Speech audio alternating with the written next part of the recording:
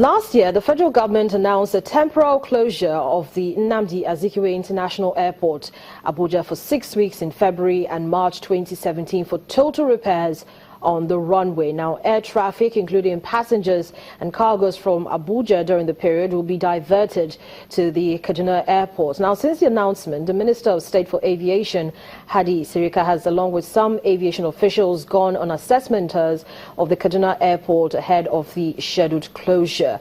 Now, on Friday, the government ordered the Federal Airport Authority of Nigeria to relocate the mobile tower at the Nnamdi Azikiwe International Airport, Abuja, to Kaduna Airport for use during the 6 weeks closure. So many issues have come up since the announcement and, of course, since the tour by the Minister of State for Aviation started. But joining me from our Abuja studios to talk about what the minister's visit reveals is Channels television correspondent Lucky Isawade. Good morning, Lucky.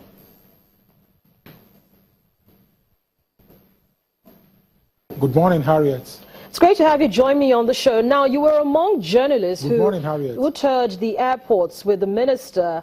Could you just tell us what the visit revealed?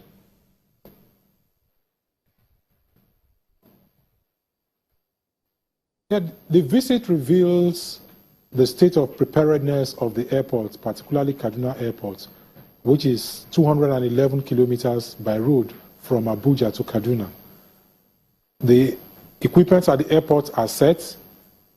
The other facilities on ground are also being worked on, as at the time the minister visited, finishing touches are being put on the equipment at the airport to ensure that when this closure takes effect from March 8, there will be a seamless transition of passengers from the Abuja airport to a seamless transition of flights from Abuja to Kaduna Airport.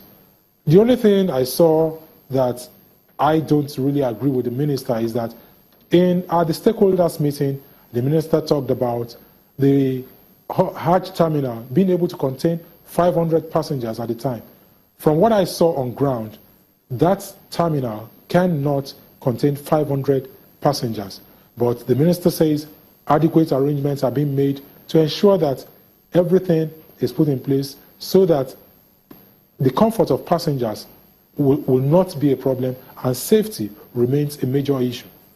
But then you see, talking about passengers on the one hand, so that particular terminal might not be able to cater for the volume of passengers expected. Don't forget that apart from domestic flights, we've also got international flights, and already most of these airline operators are not particularly happy that they will have to divert their flights to Abuja. Talk to us a little bit more about not just handling passengers now, but also handling the volume of cargo expected to come in through the Kaduna Airport.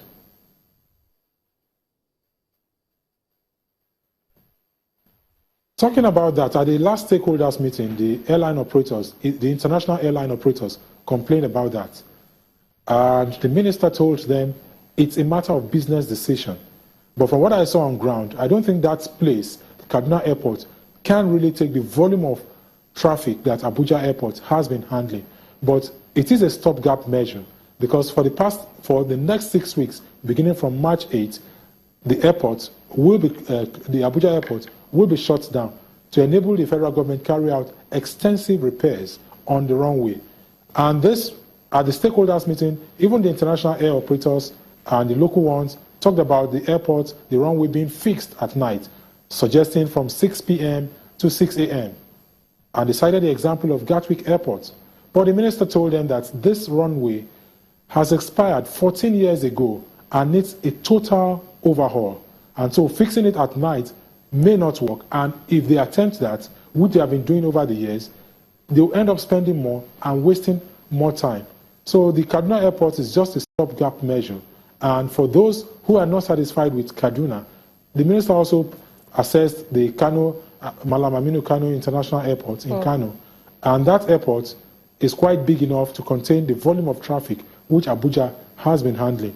But for now, the alternative to Nnamdi Azikiwe International Airport is the Kaduna Airport. But who bears the extra cost? Because, for instance, give us a sense of how much volume and value Nigeria has recorded in terms of what the Abuja International Airport has brought in terms of revenue. Give us a sense of it.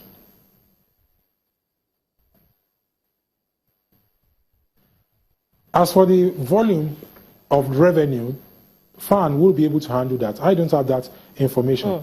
But what I do know is that at the stakeholders meeting, the minister assured air travelers, including the operators, that the federal government will bear the cost of transportation from Abuja to Kaduna and back. If you have a valid ticket, you're traveling, there is a conversion point in Abuja that passengers going to Kaduna, the federal government will take care of their transport by road, by rail. And for the high network flyers who have the means, they have the option of going through helicopter services. But for now, the minister has assured everybody involved, all stakeholders, that the federal government will bear their cost of transportation to and from Kaduna Airport, and there will be adequate security. Right now, I can tell you that I felt the impact of the security yesterday when we were returning from Katsina. At every point, at regular intervals, you find policemen, you find men of the Nigerian army on the road late at night. And that is part of the measures the minister says will be put on ground to ensure that the safety and security of passengers is guaranteed during these 6 weeks that the Abuja airport will be closed. Lucky Sawade, Channels television correspondent, thank you so much for bringing us up to speed on developments, of course, with regards to temporal closure of the Nnamdi Azikiwe International Airport in Abuja.